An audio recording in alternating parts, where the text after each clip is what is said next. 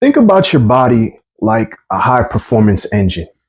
You can put in a high grade fuel, but if you've got a faulty fuel injector, or there's a clog in the fuel line, or some issue going on with that combustion process, you're not going to get the power and the speed that you paid for. And that is the same situation when it comes to the body and eating food, right? And this might be the reason why your weight loss tactics are failing. What's going on, guys? Andre Williams from the AW Fitness Club, and we're here to talk about why your weight loss tactics are failing. This is part two. In part one, we talked about the daily over weekly mindset. That's the first place that a lot of people are getting tore up. But now this is a place that we really don't give any account to at all, is the 4 stages of eating. There is this big concept in the fitness industry called calories in, calories out. You can just compute some numbers and what goes in and what comes out, and that's it. And then you're just going to get the result. And a lot of times it doesn't work out that way. And that is because the human body is not a calculator. There is some nuance to it. The body is a little bit complicated. It's beautifully and wonderfully made, as the Bible says. So there's other things that we have to take into account, and we're going to look into that. So as I said, this is part 2 of the series on calorie deficit. Okay, calorie deficit is a very common tactic for weight loss, and it can be an effective tactic, but it's not the only factor that we want to look into when we're talking about optimal fitness. All right, because fitness is twofold. It is your relationship with food and movement, and it's very important. And we're going to continue to talk about why it is important. I think the light is better if I leave my board back a little bit. Here we go. We're talking about the 4 stages of eating. All right. So you have stage number 1, which is the digestive stage. And then you have the absorption stage. You digest the food, you absorb the food in the intestines. You utilize those things that you get from the food. And that is also happening in the intestines, but also within the cell. All right. And then once you take out everything that you can use, you eliminate the waste. So if there is a problem at any one of these 4 stages, any one of these 4 stages is going to derail your results. And I'm going to show you some of the common things that are happening that people don't really know that are derailing their results. All right. So let's talk about the digestive stage. Let's talk about the digestive stage. You start digesting food, really, you start preparing to digest the food as soon as you smell it. And then mechanically you start chewing it up and your saliva is added to it. And there's enzymes in your saliva and the food starts to break down and get soft and mushy. And you start going through the process. All right. And so once you swallow the food, it ends up in the stomach, and the stomach acid is going to start breaking down your food, of course.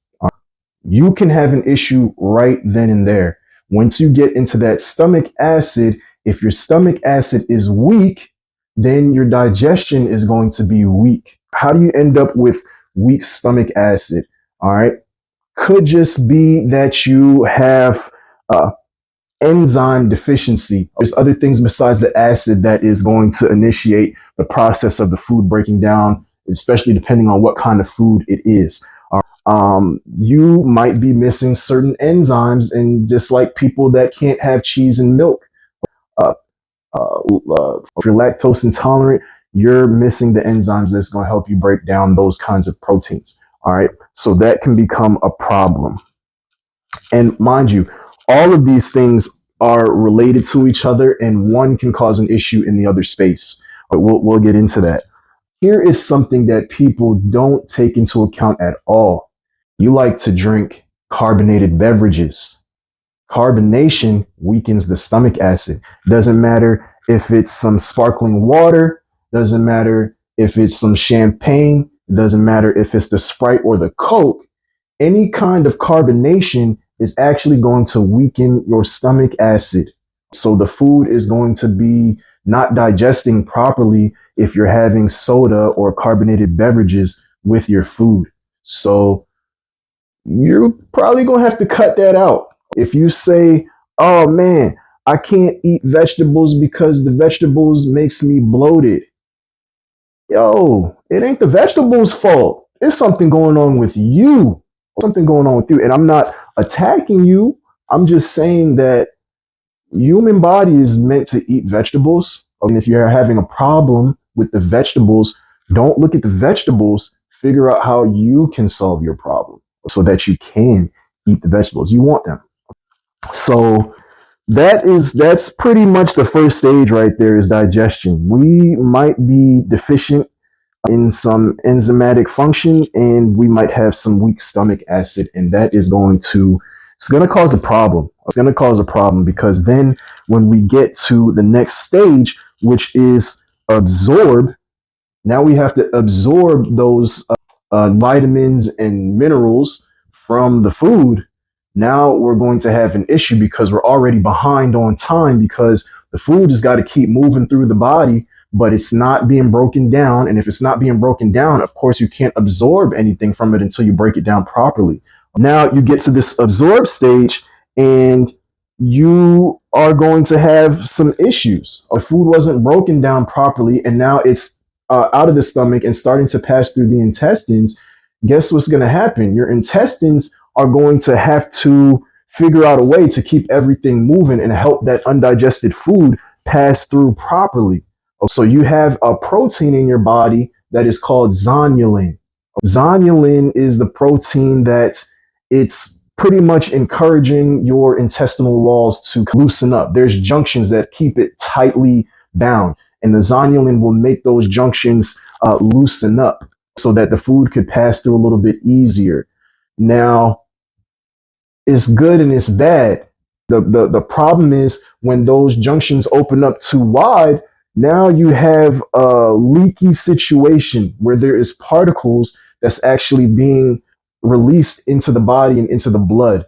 And when that happens, your body treats those things as foreign substances. So you're going to have pretty much an allergic reaction. You're going to have some kind of response where the body feels like it's under attack and it has to go eliminate those things. And it's going to show up as inflammation in the gut.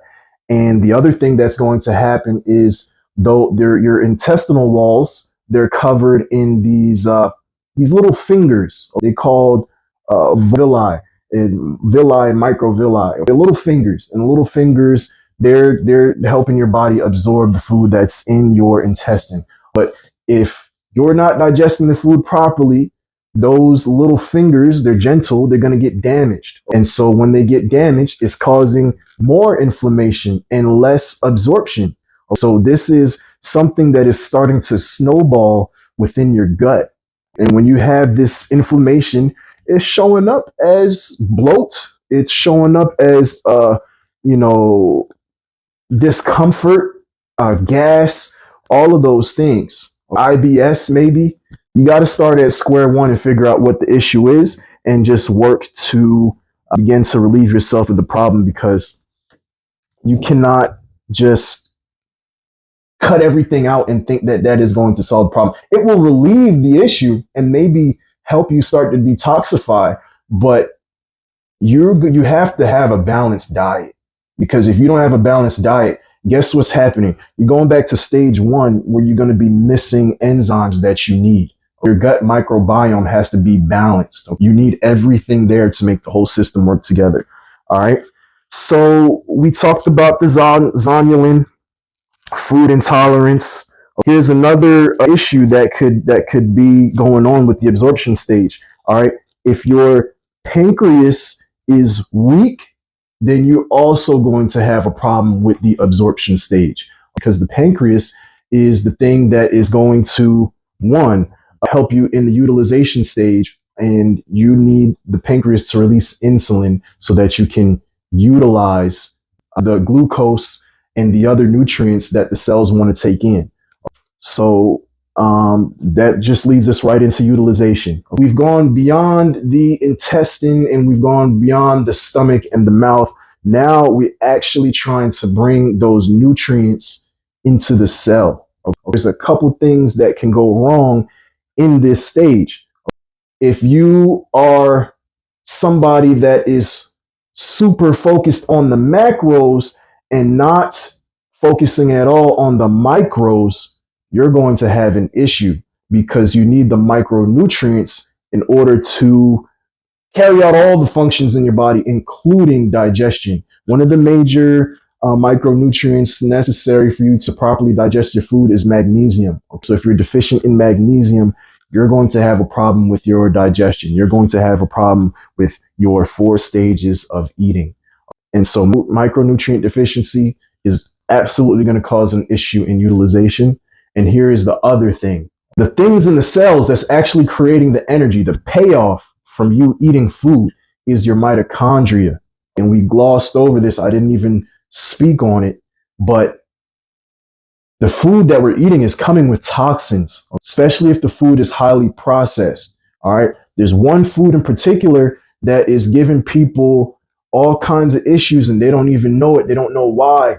Oh, I got a gluten allergy. Oh, I can't eat bread or whatever. Or maybe you are eating the bread. It's not actually taking you out, but it is causing these issues, this gut inflammation. Why? Because the bread that you're buying in the store, if you're not making it yourself and using whole grains, you're hurting yourself because the way that they're making that bread, they're spraying it, man, with this toxin, glyphosate.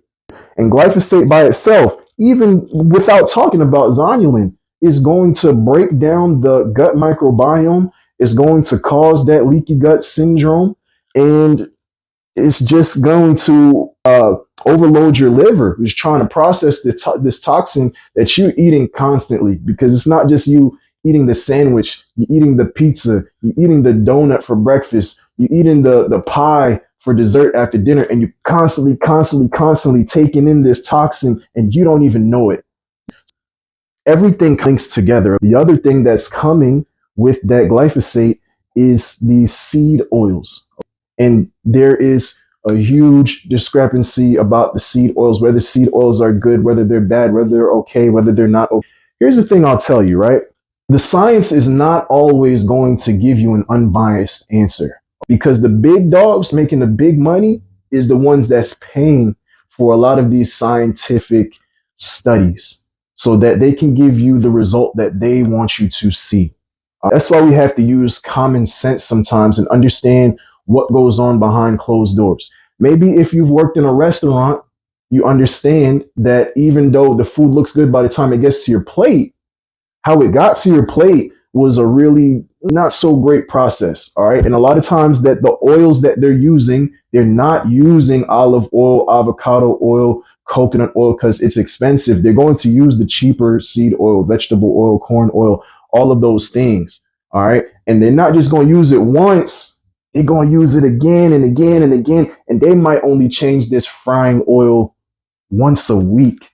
You know what I'm saying? And when you're reheating that oil again and again and again, regardless if the seed oil is okay when it begins, it's not okay after it's been reused that many times. All right. And those reactive oxygen species and those omega 6s in there is actually breaking down your mitochondrial walls. It's weakening or destroying your mitochondria. So you're eating the food and it might be that high grade fuel. But if you got an issue here, you're not going to get the power and the speed that you're paying for. You understand what I'm saying? This, though, damaged mitochondria, that becomes a lifelong issue. That becomes serious metabolic dysfunction later on in life. The reason that building muscle is so great is because the muscle can store excess sugar that is in the blood, right? And it can use it. When you don't have the muscle and you are also weakened with this damaged mitochondria, my friend, you're in dangerous waters. You really are. All right. It takes you so long to get back to shore because there's so much to rebuild and so much to fix. And you're doing it on half power. Right. The last stage, elimination. All right. Now we might have got to the point where we actually made it into the colon. All right. And now what is happening there? the body is pulling water and it's trying to make the stool, it's trying to make the turd that you can pass and eliminate that waste. And while it is forming these waste products in the colon, you're also trying to take out the toxin that is in the body. So now, again, we're talking about the liver that is removing the toxins, and we're talking about the kidneys that is filtering the blood. All right. These things, they have to be high functioning in order for this process to be good to go, optimal. And it's kind of like, it's like a 50-50. As you're forming the waste, you're also eliminating the toxin. But if you are not eliminating the toxin, then the waste forming is going to be a slow process, which means you're not going to eliminate waste at the same ratio that you are bringing in the food. All right. Now we're talking about that calories in, calories out again. The calories out is not just what you spend in energy, your energy expenditure. The calories out is also the waste that needs to be eliminated. That counts as calories too. All right. If you're not taking into account waste elimination into your Kiko, you're not really keeping up the math pretty good. You know what I'm saying? It's got to go both ways. You got to put the doodle on a scale too. Few problems that come with elimination. We already talked about how these things snowball into each other until you get here. All right. But also when you get here, you can have issues too if the body is dehydrated. If the body is dehydrated, you're going to cause yourself constipation because you ain't going to be able to hydrate that waste matter well enough for it to pass through the sphincter. So you're going to have some issues, you're going to have rocks in your colon. All right. And like I said, if the liver and the kidneys are compromised, then that accumulation of waste and the elimination of the waste, both of those processes end up being slowed down. All right. How does this all connect back here to the calorie deficit? I already alluded to it, is where if the calories are coming in, the calories also have to come out. All right. And when the calories come out, you have to be able to absorb and utilize everything that you actually put into the body. If you're not absorbing and utilizing everything that you put into your body, even if you eat the food and you're not getting the nutrients from it, your body's going to be malnourished. You're eating and you're not utilizing, you're not absorbing. You eat as much as you want to, you're still going to be malnourished. And if you're malnourished, the body is going to keep asking for more. It's going to keep asking for more. That's why you can eat food and be stuffed, right? And then you're hungry again. And you're like, man, I just ate. Like, what is going on with me? Your body's not asking for food. It's asking for nourishment. So a lot of times we get caught up in this trap where we think that we need to eat, but no, we need to be nourished. We need to nourish the body.